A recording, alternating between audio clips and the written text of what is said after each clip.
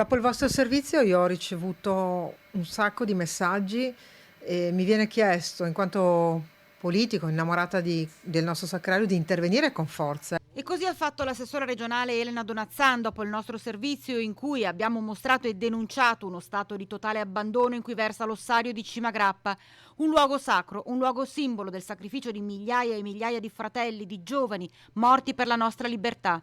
Eppure pare che chi era deputato a custodirlo, curarlo, proteggerlo se ne sia dimenticato. È per questo che Donazzan ha preso in mano la situazione.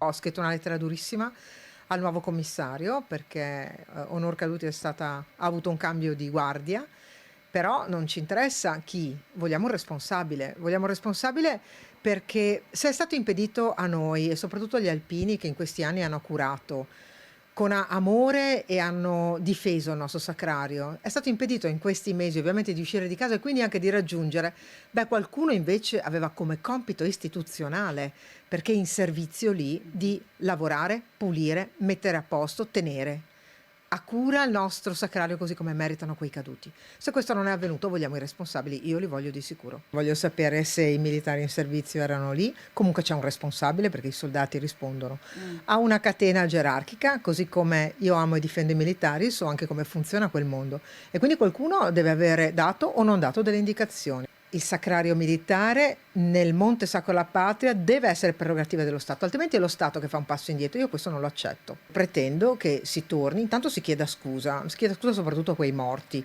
non a noi, non al nostro territorio.